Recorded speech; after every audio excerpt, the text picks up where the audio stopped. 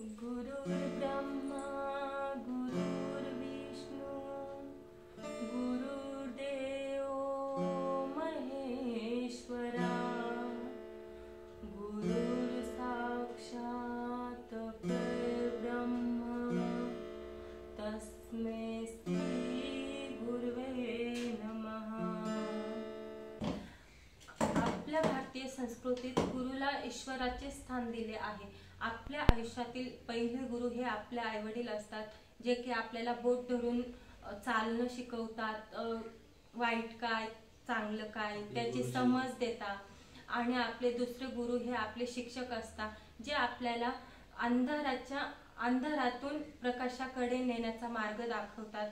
अशाच गुरूंना आज गुरुपौर्णिमेच्या खूप खूप शुभेच्छा। माझ्या आयुष्यातील ज्यांनी मला जे काही शिकवलंय, ज्यांच्यामुळे मी आज इथपर्यंत आले, अशा गुरूंना खूप खूप शुभेच्छा। तर गुरु म्हणजे आपण तर सगळ्यांनाच गुरु म्हणू शकतोय। आपण आपल्या आयुष्यामध्ये जो कोणी आपल्याला चांगला मार्ग दाखवतो किंवा आपल्याला अडचणीत मदत करतो, मला तर असं वाटतं तो गुरुपेक्षा कमी नाहीच आहे। कारण की आपण एका कुठेतरी एक परिस्थितीत अडकलेलो असतो आणि आपल्याला खरोखर एका आधाराची गरज असते, समजवणारा पाहिजे असतो किंवा वाट दाखवणारा पाहिजे असतो, गायडन्स हवं असतं आपल्याला। तर आत्तापर्यंत मी ज्याच्या सानिध्यात असलो आणि ज्यांनी मला वाट दाखवली, अशा सर्व व्यक्ती माझ्यासाठी गुरुतुल्य आहेत। आपल्या भारतीय संस्कृतीमध्ये गुरुला एक विशिष्ट महत्त्व देण्यात आलेलं आहे।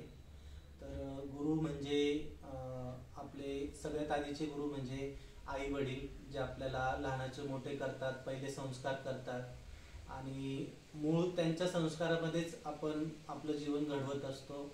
तर सगळ्यात आधी गुरु म्हणून मी माझ्या आईवडिलांना किंवा सर्वच आईवडिलांना मी आज शुभेच्छा देईन। आणि गुरूंचं स्थान हे दुसरं म्हणजे शिक्षक। तर आई वडील सोडले तर सेकंड गुरु असतो की शिक्षक, त्याचंही खूप मोठं वाटा असतो आपल्या आयुष्य घडवण्यात। तर जे कोणी माझ्या आयुष्यात मला मार्गदर्शन केलेलं आहे, असे शिक्षक, वडीलधारी मंडळी, माझे मित्रमंडळी, या सर्वांना आजच्या दिवशी मी गुरुपौर्णिमेच्या हार्दिक शुभेच्छा देतो। आणि जीवनामध्ये तुमचे असेच आशीर्वाद आणि मार्गदर्शन मिळत राहो अशी अपेक्षा करतो। पुनश्च एकदा गुरुपौर्णिमेच्या तुम्हाला हार्दिक शुभेच्छा आणि नमन। धन्यवाद।